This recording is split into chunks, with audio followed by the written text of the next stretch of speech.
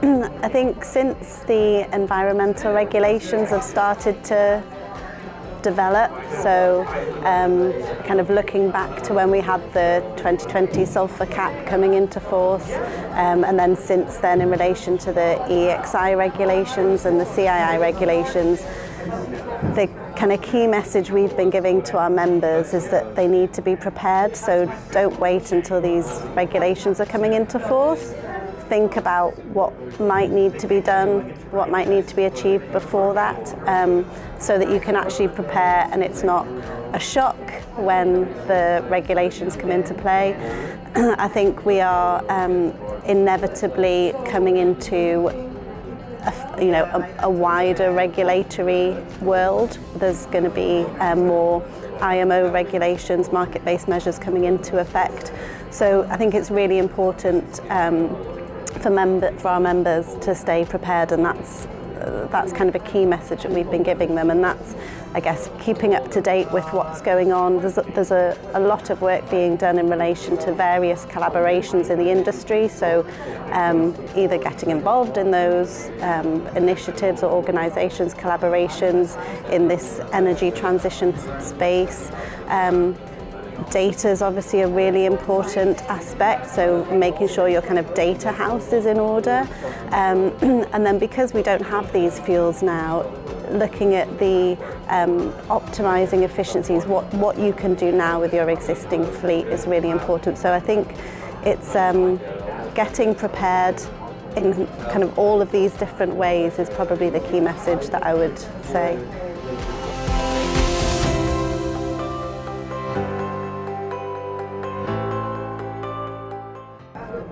I mean, there's been a lot said about all of the negative aspects of the carbon intensity indicator regulations. So addressing those first, I think the difficulty you have got with the carbon intensity indicator regulations is that they are the operational efficiency measure that has been put into place by the IMO to address operational efficiencies of ships. We had the EEXI regulations looking at the technical aspects, if you like.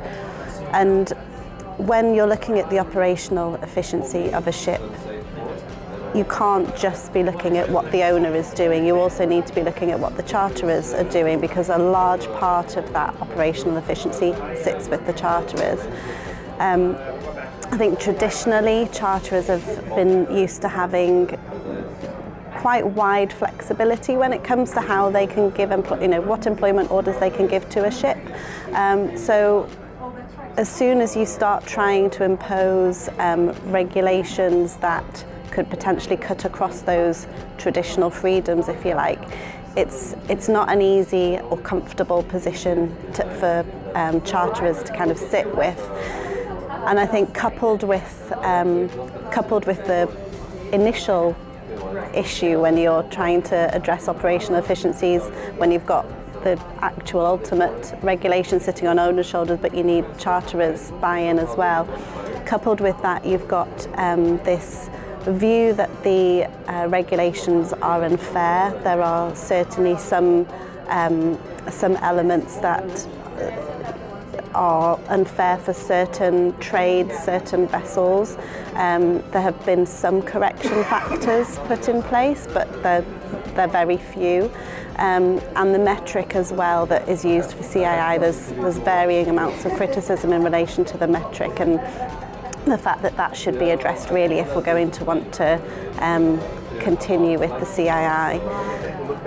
In addition, there is also a kind of lack of real enforcement or penalty within the regulations. You've got the need to produce a corrective action plan in certain circumstances, but that's kind of further down the line. So it's been quite difficult, I think, for owners and charterers to kind of see eye to eye on the CII regulations because of all of those issues. It's understandable really from a charterer's perspective that, you know, if they don't see that owners are going to suffer any proper loss because there's no real enforcement within the regulations, and they see those regulations as not really improving a ship's efficiency in any event, then it's hard for them to properly engage with it. Because of that, there has been very few, I'd say, robust CII clauses put into charter parties, and as a consequence of that, in the last year, while the CII has been in force, we also haven't had the disputes that we were perhaps expecting we might have had. In terms of the positives, though, so I do think that whilst there hasn't necessarily been as much engagement in relation to the CII, it has brought both owners and charterers, I guess, into a room more in terms of discussing data, in terms of discussing operational efficiencies and the importance of that. And I think as regards where we need to get to on the energy transition, that's really important. So I think it has been a real positive from that aspect. But I think as part of the CII review, which is ongoing, to kind of address those unfairness issues, potential kind of counterproductive issues of the CII regulations, that's really what needs to happen. Bring in perhaps a clearer enforcement mechanism within the regulations if we're going to want to see the real value of it, I suppose.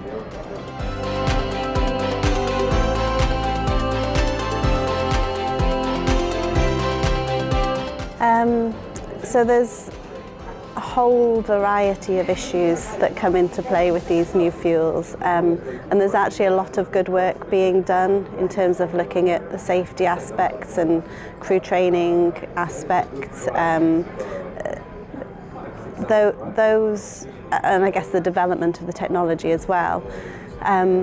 So there is a lot of work being done. There is a lot of work that still needs to be done. There is obviously going to be the issue of supply of these fuels, the infrastructure being put in place.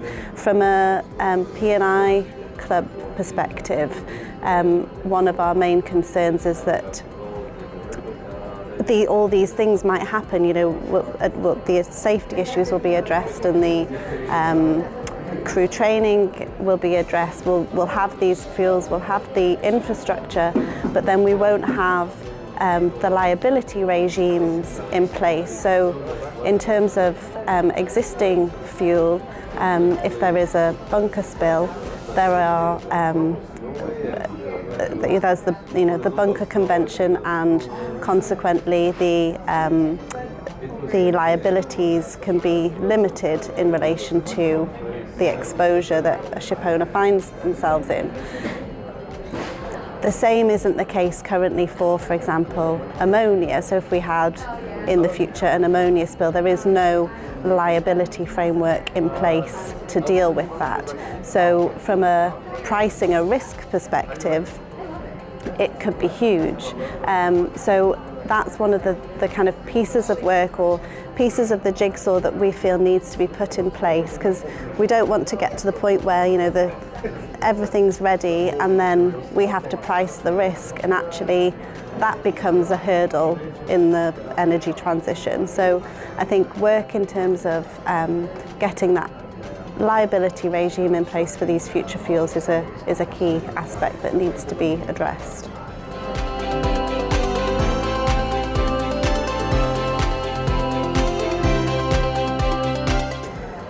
Well, when we're talking about ESG, I think there is, within the maritime industry, there is sometimes confusion between ESG and decarbonisation. So ESG is obviously much wider than just the decarbonisation aspect. So you also need to be looking at the S and the G. I think there is more and more work being done in relation to ESG within the maritime industry. Certainly when you go out and speak to owners, there is ever more awareness in terms of, say, seafarer welfare and mental health issues.